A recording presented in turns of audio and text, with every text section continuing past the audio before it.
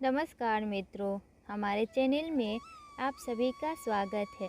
आज की वीडियो में हम बात करने वाले हैं कर्ण का जन्म कैसे हुआ।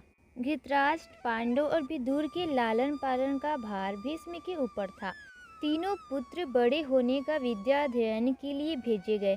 धृतराष्ट्र बल विद्या में, पांडु धनुर्विद्या में तथा विदुर धर्म और नीति में निपुण हुए। युवा होने पर धृतराष्ट्र अंधे होने के कारण राज्य के उत्तराधिकारी ना बन सके। विदुर दासी पुत्र थे, इसीलिए पांडु को ही हस्तिनापुर का राजा घोषित किया गया।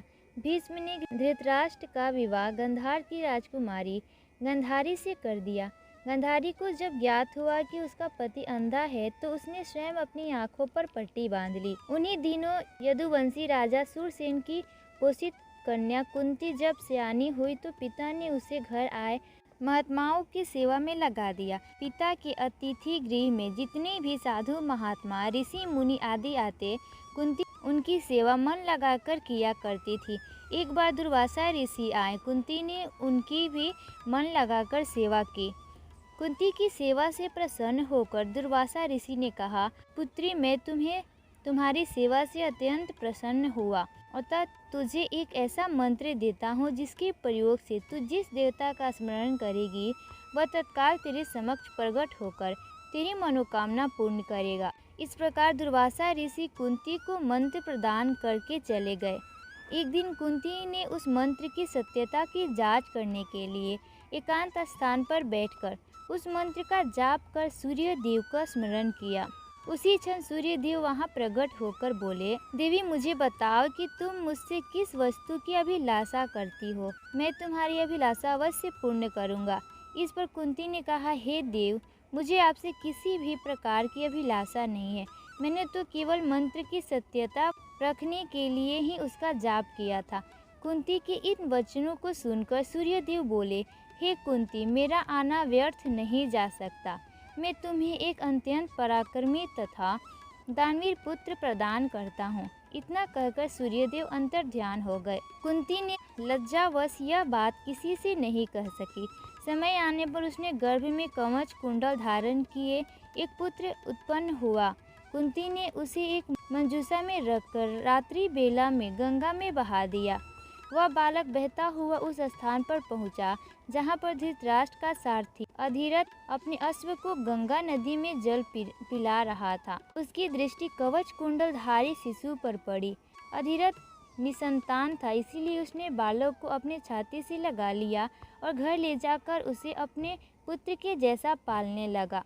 उस बालक के कान अति सुंदर थे, इसीलिए उसका नाम कर्ण रखा गया। कर्ण गंगा जी में बहता हुआ जा रहा था कि महाराज धृतराष्ट्र के सारथी अधिरथ और उसकी पत्नी राधा ने उसे देखा और उसे गोद ले लिया और उसका आलालन पालन करने लगे। कुमार अवस्था में ही कर्ण की रुचि अपने पिता अधिरथ के समान रथ चलाने की बजाय युद्ध कला में अधिक थी। कर्ण और उसके पिता अधिरथ आचार्य द्रोण से मिले, जो कि उस समय युद्ध कला के सर्वश्रेष्ठ आचार्यों में से एक थे। द्रोणाचार्य उस समय गुरु राजकुमारों को शिक्षा दिया करते थे। उन्होंने कर्ण को शिक्षा देने से मना कर दिया क्योंकि कर्ण एक सारथी पुत्र था और द्रोण केवल क्षत्रियों को ही शिक्षा दिया करते थे। द्रोणाचार्य की असम्मति के उपरांत कर्ण ने परशुराम से संपर्क किया, जो कि केवल ब्राह्मणों को ही शिक्षा दिया करते थे। कर्ण ने स्वयं को ब्राह्मण बताकर परशुराम से शिक्षा का आग्रह किया। परशुराम ने कर्ण का आग्रह स्वीकार किया और कर्ण को अपने समान ही युद्ध कला और धनुर्विद्या में निष्णात किया। कर्ण को उसके गुरु परशुराम और पृथ्वी माता से श्राप मिला था। कर्ण की शिक्षा अपने अंतिम चरण पर थी। एक दोपहर की बात है, गुरु परशुराम कर्ण की जंघा पर सिर रखकर विश्राम कर रहे थे। कुछ देर बाद कहीं से एक बिच्छू आया और उसकी दूसरी जंघा पर काटकर घाव बनाने लगा।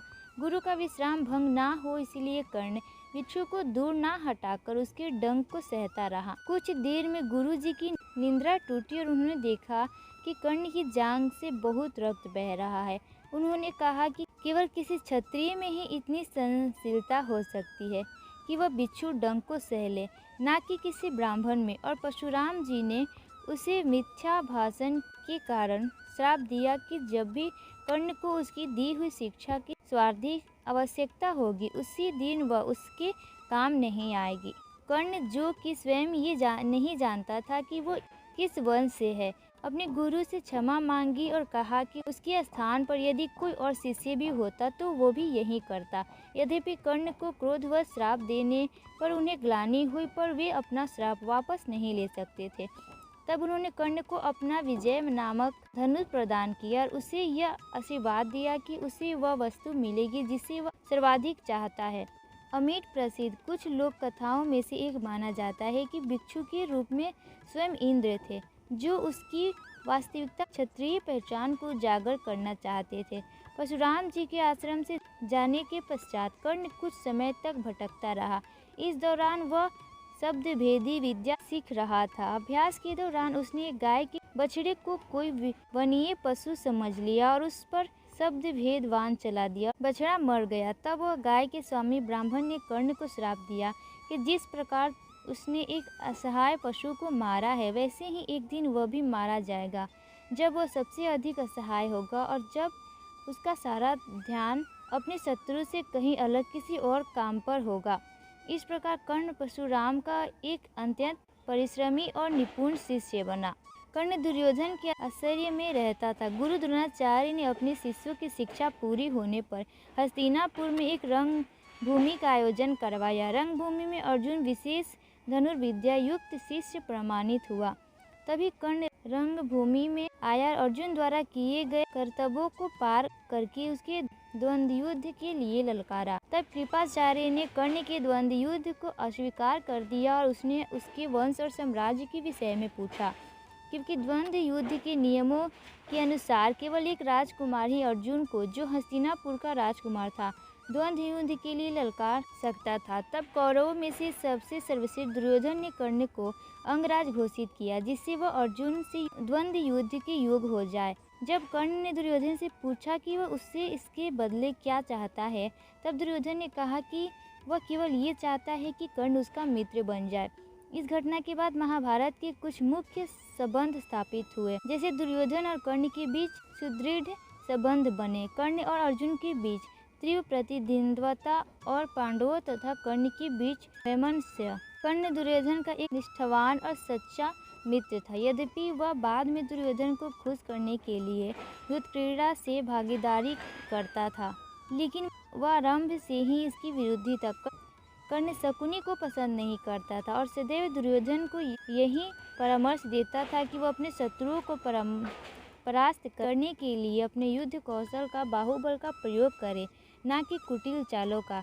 जब लक्षागृह में पांडवों को मारने का प्रयास विफल हो जाता है, तब कर्ण दुर्योधन को उसकी कायरता के लिए डांटता है और कहता है कि यह कायरों की सभी चालें विफल ही होती है, और उसे समझाता है कि उसे एक योद्धा के समान कार्य करना चाहिए और उसे जो कुछ भी प्राप्त करना है उसे अपनी वीरता द्वारा प्राप्त करे।